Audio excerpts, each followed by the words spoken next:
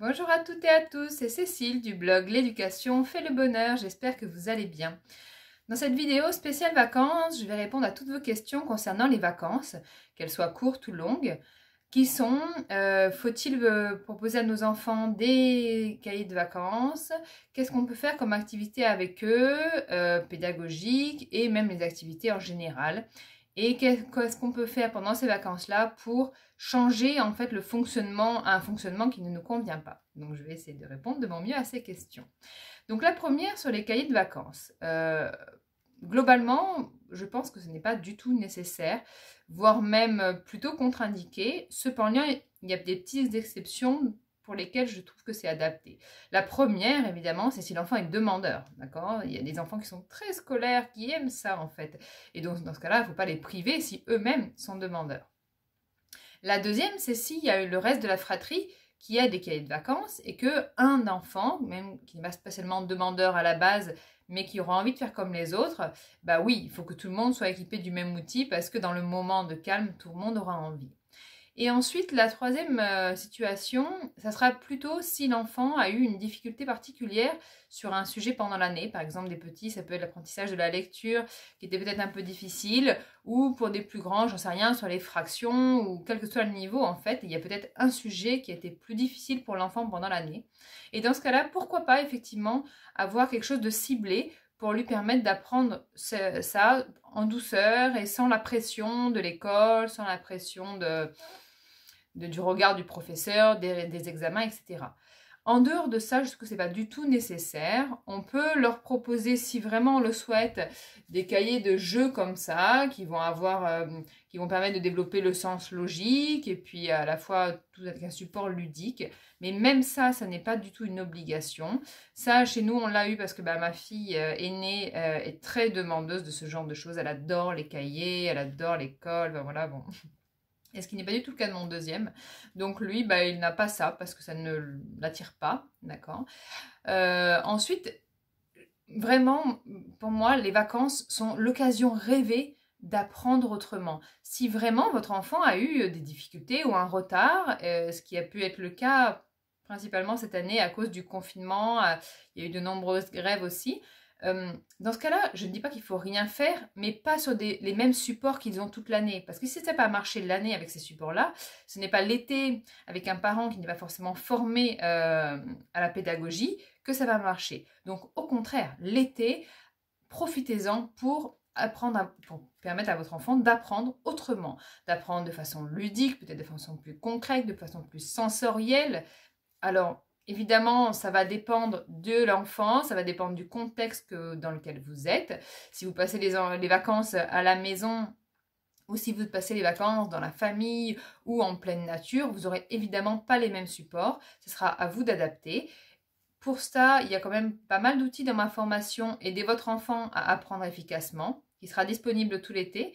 De toute façon, l'été, pour moi, c'est l'occasion de réparer notre relation avec notre enfant lorsqu'on a été dans des grosses tensions à cause justement souvent de l'école. C'est l'occasion de s'amuser, d'apprendre en s'amusant et en fait surtout d'apprendre sans en avoir conscience, c'est-à-dire permettre à l'enfant, s'il est par exemple adolescent, d'aller faire un stage d'immersion en nature, j'en sais rien, et en fait il va peut-être se découvrir une passion, il va redécouvrir le plaisir de la motivation et la joie d'apprendre, et en fait il va revenir transformé, plein d'énergie, plein d'idées, et ça va peut-être donner un autre sens à ces apprentissages. Et pour moi, les vacances, elles sont faites pour ça, pour permettre d'aborder la vie sous un autre angle que l'angle très scolaire qui n'a plus de sens à notre époque en plus, je trouve, personnellement. Mais voilà, profitez des vacances pour passer des moments de complicité avec votre enfant, pour vivre peut-être plus à son rythme aussi, parce qu'il est possible que les enfants soient très fatigués par le rythme qu'on leur impose. Pour leur permettre aussi d'étoffer peut-être leurs relations sociales si pendant le reste de l'année ils n'ont pas eu l'occasion parce qu'un rythme trop soutenu justement ou parce qu'il y a eu le confinement. Donc d'en profiter, voilà, d'aller voir leurs amis, leurs cousins, d'aller passer du temps donc vous parents avec votre enfant parce que je vous souhaite d'avoir quand même un petit moment de vacances où vous pourrez faire ça. Et si même pendant ces vacances vous n'avez pas ce créneau-là, c'est qu'il est vraiment urgent, je pense, de revoir de repenser globalement le rythme familial. Parce que dans l'année, enfin, c'est pas négociable que dans l'année entière, il n'y ait pas ces créneaux-là. On n'a pas besoin d'avoir beaucoup d'argent pour ça. Même quand on reste à la maison, on peut passer des moments de qualité avec son enfant. Des moments de lecture, des moments de jeu, des moments de créativité où juste des crayons suffisent et on peut imaginer des histoires sur du papier. Et mon blog regorge d'idées de ce type. Donc allez vous y faire un tour si vous n'êtes pas encore familiarisé avec ces jeux faits à partir de pas grand-chose. C'est l'occasion aussi pendant les vacances, des fois, de remettre un coup de neuf dans la maison, de faire un gros tri, un réaménagement pour repartir, enfin avoir un nouveau départ. Alors ça, je le conseille souvent en fin de vacances pour attaquer l'année scolaire, mais peu importe en fait. Au moment où on peut, ben, on le fait et plus l'enfant, quand il aura 5-6 ans, il pourra participer, il prendra même plaisir donc à trier ses affaires, à réorganiser sa chambre. Selon l'état de la chambre, ça peut être aussi un coup de peinture avec une nouvelle couleur qui va donner une nouvelle énergie. Et peut-être même lui pourra participer à la peinture selon l'âge qu'il a. En tout cas, voilà, les vacances, c'est l'occasion de créer du lien et de réparer même ce lien avec votre enfant s'il a été abîmé au cours de l'année.